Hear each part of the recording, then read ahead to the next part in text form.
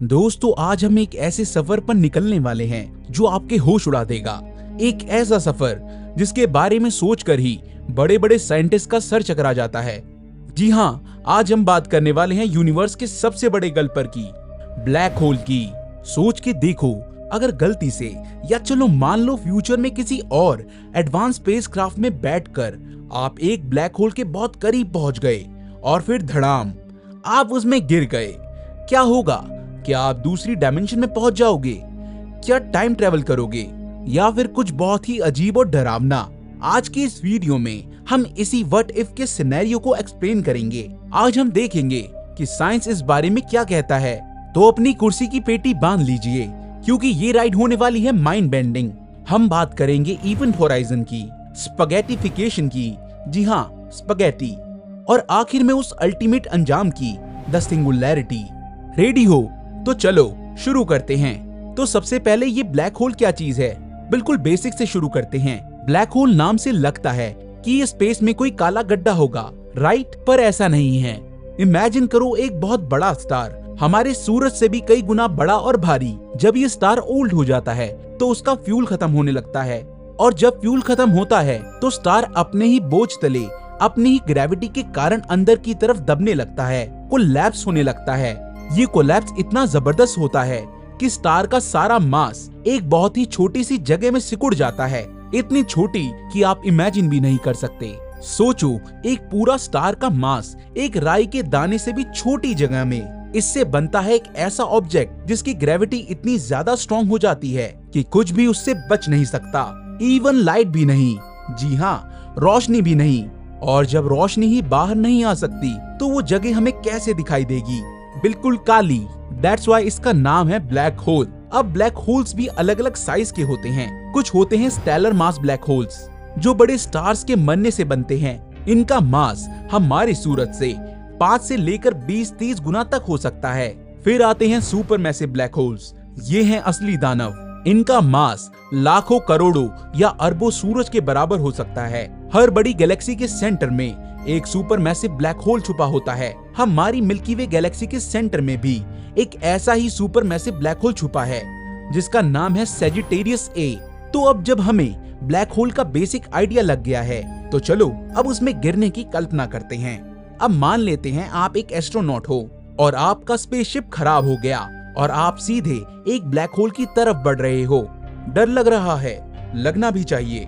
जैसे जैसे आप ब्लैक होल के पास जाओगे, सबसे पहली अजीब चीज जो आपको नोटिस होगी वो है ग्रेविटेशनल लेंसिंग।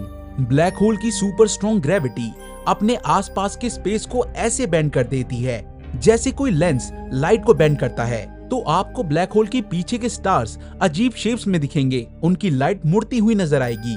शायद एक ही स्टार आपको 2-3 अलग अलग जगह दिखे। Awesome, right? But also creepy. अगर ब्लैक होल एक्टिव है, यानी वो आसपास की चीजों को निगल रहा है, तो आपको शायद एक्रीशन डिस्क भी दिखे। ये क्या होती है? जब गैस, धूल या टूटे हुए तारे ब्लैक होल की तरफ गिरते हैं तो वो सीधे अंदर नहीं जाते, वो ब्लैक होल के चारों तरफ बहुत तेज स्पीड से घूमने लगते हैं, एक फ्लैट डिस्क की तरह। फ्रिक्शन की वजह से ये डिस्क इतनी गर्म हो जाती है कि वो एक्स रेज और दूसरी हाई एनर्जी रेडिएशन छोड़ने लगती है। ये एक्रीशन डिस्क यूनिवर्स की सबसे ज्यादा चमकदार चीजों में से एक हो सकती है। देखने में जितनी खूबसूरत उतनी ही खतरनाक भी। इसकी गर्मी और रेडिएशन ही आपको भून कर रख सकती है। और जैसे जैसे आप और पास जाओगे, एक और इफेक्ट महसूस होने लगेगा, टाइडल फोर्सेस। अब ये टाइडल फोर्सेस क्या है? बेसिकली ब्लैक होल की ग्रेविटी आपके शरीर के हर हिस्से पर अलग अलग जोर से लगेगी।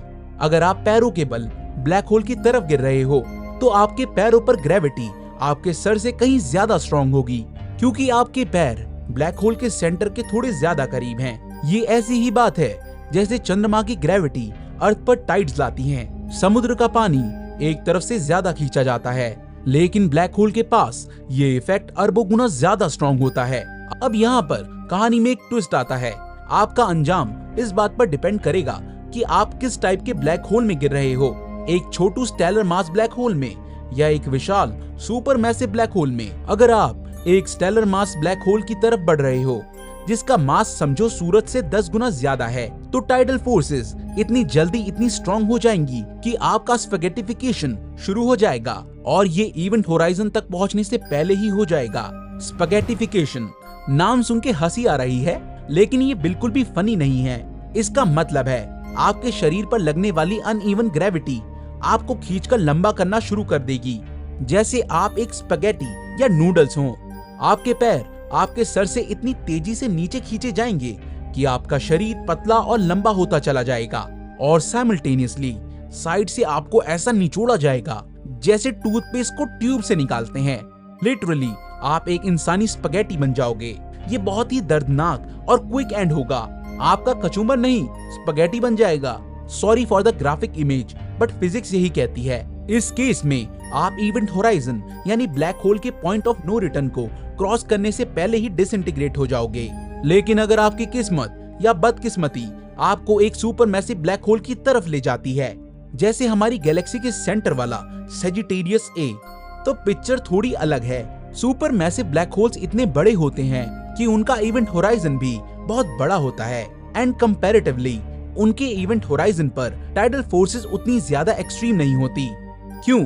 क्योंकि ब्लैक होल जितना बड़ा होगा उसका इवेंट होराइजन उसके सेंटर या सिंगुलैरिटी से उतना ही दूर होगा और टाइडल फोर्सेस डिस्टेंस के साथ बहुत तेजी से बदलती हैं। तो एक सुपर मैसिव ब्लैक होल के इवेंट होराइजन पर आपके सर और पैरों के बीच ग्रेविटी का डिफरेंस उतना ज्यादा नहीं होगा कि आपको तुरंत ही स्पैगेटी बना दे। इसका मतलब आप शायद इवेंट होराइजन को क्रॉस कर जाओगे बिना किसी खास ड्रामा के। आपको शायद पता भी ना चले कि आपने वो पॉइंट क्रॉस कर लिया है जहां से वापसी इम्पॉसिबल है। क्यों? ये बहुत क्रीपी है ना? एक अनजान सा दरवाजा जिसे आपने पार कर लिया और आपको भनक तक नहीं लगी। हाँ, लेकिन गलत मत समझना, स्पैगेटिफिकेशन यहाँ भी होगा, लेकिन इवेंट होराइजन क्रॉस करने के काफी बाद जब आप सिंगुलैरिटी के बहुत करीब पहुंच जाओगे तो सुपर मैसिव ब्लैक होल आपको थोड़ी और जिंदगी देता है, पर अंजाम वही है। तो आखिर ये इवेंट होराइजन है क्या चीज? इसे घटना क्षितिज भी कहते हैं। सिंपल शब्दों में ये ब्लैक होल के पास की वो बाउंड्री है, वो इनविजिबल लक्ष्मण रेखा जिसके अंदर से कुछ भी, इवन लाइट भी बाहर नहीं आ सकती। It's a one way door. आप अंदर जा सकते हो पर बाहर आने का कोई रास्ता नहीं। इमेजिन करो एक नदी है जो बहुत तेजी से वाटरफॉल की तरफ बह रही है। आप एक नाव में हो। शुरू में नदी बहुत धीरे धीरे बह रही है, आप वापस ऊपर की तरफ आ सकते हो, लेकिन जैसे जैसे आप झरने के करीब जाते हो पानी की स्पीड बढ़ती जाती है। एक पॉइंट ऐसा आता है जहां पानी की स्पीड आपकी नाव की मैक्सिमम स्पीड से भी कहीं ज्यादा हो जाती है।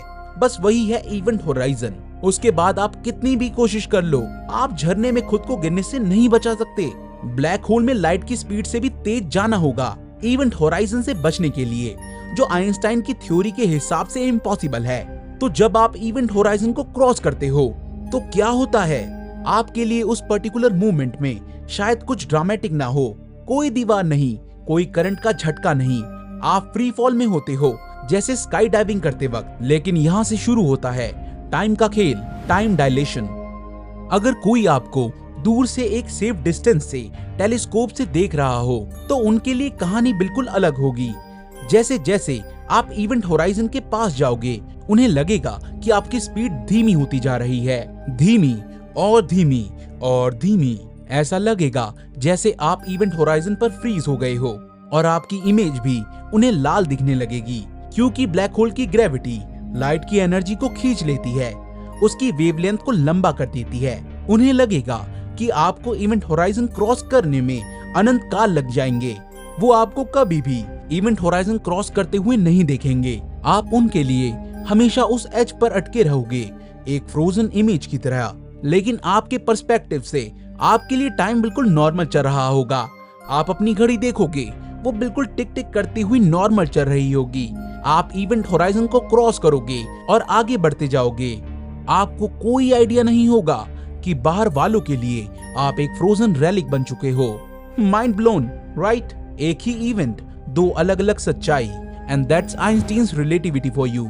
दोस्तों, समय यानी टाइम एब्सोल्यूट नहीं है, ये ऑब्जर्वर की स्पीड और ग्रेविटी पर डिपेंड करता है। तो अब आप इवेंट होराइजन के अंदर हो। कांग्रेचुलेशंस, यहाँ से आपकी किस्मत सील हो चुकी है। आप सिंगुलैरिटी की तरफ बढ़ रहे हो और कोई रास्ता नहीं है, अंदर का नजारा कैसा होगा, ये एक बड़ा सवाल है। एक कॉमन मिसकंसेप्शन है कि इवेंट होराइजन क्रॉस करते ही सब कुछ एकदम काला हो जाएगा। शायद नहीं। अगर ब्लैक होल लगातार चीजें खा रहा है तो उन चीजों से निकलती हुई लाइट अभी भी आप तक पहुंच सकती है, कम से कम कुछ देर तक। लेकिन वो लाइट बहुत ज्यादा डिस्टॉर्टेड होगी। आपको शायद अपने पीछे पूरा यूनिवर्स एक छोटे से विंडो में दिखे जो ब्लैक होल की ग्रेविटी से बेंड हो गया है। जैसे जैसे आप सिंगुलैरिटी के करीब जाओगे, स्पेस टाइम इतना ज्यादा वॉर्प हो जाता है कि आगे बढ़ने का मतलब ही सिंगुलैरिटी की तरफ बढ़ना बन जाता है। आप राइट हो जाओ, लेफ्ट हो जाओ, ऊपर जाओ, नीचे आओ, हर पॉसिबल डायरेक्शन आपको सिंगुलैरिटी की तरफ ही ले जाएगी। In this case all paths leads to singularity. और अगर आप सुपर मैसिव ब्लैक होल में गिरे थे और अब तक स्पैगेटिफिकेशन से बचे हुए थे, तो अब आपका वो ग्रेस पीरियड खत्म होने वाला है। जैसे जैसे आप सिंगुलैरिटी के और पास जाओगे, टाइडल फोर्सेस बढ़ती जाएंगी और बहुत ज्यादा बढ़ती जाएंगी, और आखिरकार आप भी स्पैगेटी बन जाओगे, और वो भी बहुत ही ब्रूटली। आपके हर एक एटम को अलग कर दिया जाएगा। कुछ थ्योरीज कहती हैं कि आप शायद अपनी आंखों के सामने स्पेस को एक डायरेक्शन में और टाइम को दूसरे डायरेक्शन में बहता देखोगे। इट्स बियॉन्ड वियर्ड, हमारे रोजमर्रा के अनुभव से इतना अलग कि हम शायद उसको समझ भी ना पाएं। और फिर आप पहुंचते हो सिंगुलैरिटी पर। ये ब्लैक होल का सेंटर है, एक ऐसा पॉइंट जहां पर ब्लैक होल का सारा मास कंसंट्रेटेड है, एक पॉइंट जिसका वॉल्यूम 0 है लेकिन डेंसिटी इनफाइनाइट। यहाँ पर क्या होता है? सच तो ये है कि हमें ठीक से कुछ भी नहीं पता, क्योंकि यहाँ पर जनरल रिलेटिविटी यानी आइंस्टाइन की थ्योरी ऑफ ग्रेविटी और क्वांटम मैकेनिक्स आपस में टकराते हैं, और अभी तक हमारे पास ऐसी कोई थ्योरी ऑफ एवरीथिंग नहीं है जो इन दोनों को एक साथ समझ सके। सिंगुलैरिटी पर स्पेस और टाइम जैसे हम उनको जानते हैं वो अपना मतलब खो देते हैं। कुछ थ्योरीज कहती हैं कि यहाँ पर स्पेस टाइम का कर्वेचर इनफाइनाइट हो जाता है। आपका क्या होगा? आपका बचा कुचा जो भी मटेरियल होगा वो उस इनफाइनाइट डेंसिटी में समा जाएगा। आपका अस्तित्व खत्म हो जाएगा। You cease to exist। एक तरह से आप यूनिवर्स का हिस्सा बन जाओगे, उस अनोखे अनंत पॉइंट का। पर क्या ये तसल्ली वाली बात है? शायद नहीं। क्या सिंगुलैरिटी एक नए यूनिवर्स का दरवाजा है? क्या कोई वर्म होल है जो आपको कहीं और ले जाएगा? ये सब मूवीज और साइंस फिक्शन की बातें हैं। हमारी करंट अंडरस्टैंडिंग के हिसाब से singularity is the end of the line, the ultimate dead and, जहाँ पर टाइम खुद खत्म हो जाता है। चलो थोड़ा और टाइम डायलेशन के बारे में सोचते हैं। ये कॉन्सेप्ट इतना माइंड बेंडिंग है कि इस पर बार बार बात करना बनता है। हमने देखा कि बाहर वाले ऑब्जर्वर के लिए आप इवेंट होराइजन में फ्रीज हो जाते हो और आपको क्रॉस करने में अनंत समय लगता है, लेकिन आपके लिए तो टाइम नॉर्मली ही चल रहा है और आप सिंगुलैरिटी तक पहुंच भी गए। पर हाँ, आपकी स्पैगेटी बन गई और कहानी खत्म। इसका एक अजीब मतलब निकलता है जब आप ब्लैक होल में गिर रहे हो और आपके लिए कुछ मिनट या घंटे ही बीतते हैं, लेकिन बाहर के यूनिवर्स में शायद सालों, हजारों सालों या लाखों साल बीत चुके होंगे, क्योंकि ब्लैक होल के एक्सट्रीम ग्रेविटी में आपका टाइम बहुत धीमा हो गया है relative to the outside universe. तो क्या इसका मतलब है कि अगर किसी तरह से आप सिंगुलैरिटी पर सरवाइव कर जाते, जो कि इम्पॉसिबल है, बट जस्ट इमेजिन, और आप बाहर झांक पाते, तो आप यूनिवर्स का फ्यूचर देखते। कुछ सेकंड्स में यूनिवर्स की अरबों साल की हिस्ट्री आपके सामने फास्ट फॉरवर्ड हो जाती। ये एक बहुत ही वाइल्ड थॉट है। स्टीफन हॉकिंग ने इसके बारे में कुछ सोचा था, लेकिन रियलिटी चेक, आप सिंगुलैरिटी तक पहुंचने से पहले ही नष्ट हो चुके होंगे और इवेंट होराइजन के अंदर से कोई इंफॉर्मेशन बाहर नहीं आ सकती, तो आप अपना अनुभव किसी को बता भी नहीं सकते। What happens in a black hole stays in a black hole। Literally black hole से जुड़ी कुछ और इंटरेस्टिंग बातें हैं जिन्हें टच करना जरूरी है, भले ही वो सीधा गिरने के अनुभव से जुड़ी ना हो। स्टीफन हॉकिंग ने प्रिडिक्ट किया था कि ब्लैक होल्स कंप्लीटली ब्लैक नहीं होते।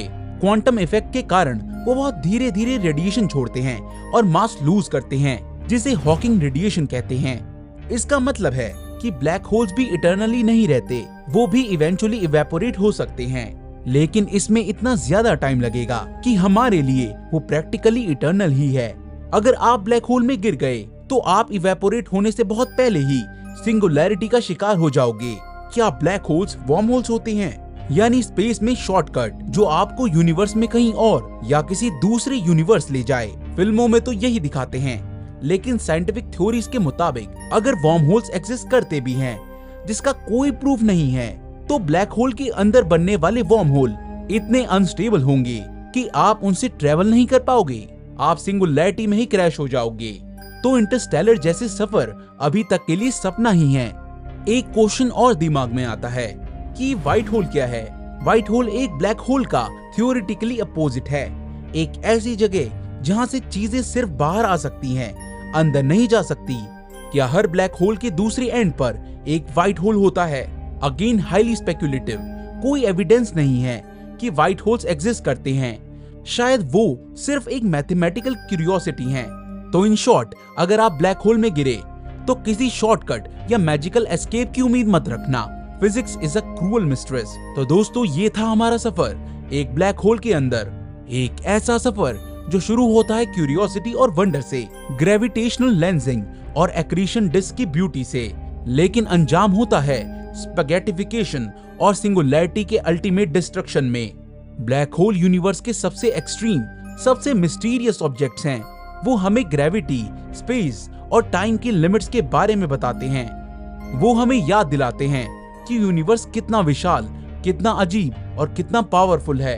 अगर आपको ये वीडियो देखकर मजा आया और साथ ही साथ आपकी क्यूरियोसिटी बढ़ी, तो प्लीज इस वीडियो को एक लाइक करना मत भूलना। और अगर आपके मन में कोई सवाल है या आप किसी व्हाट इफ सिनेरियो के बारे में जानना चाहते हो, तो नीचे कमेंट सेक्शन में जरूर लिखना।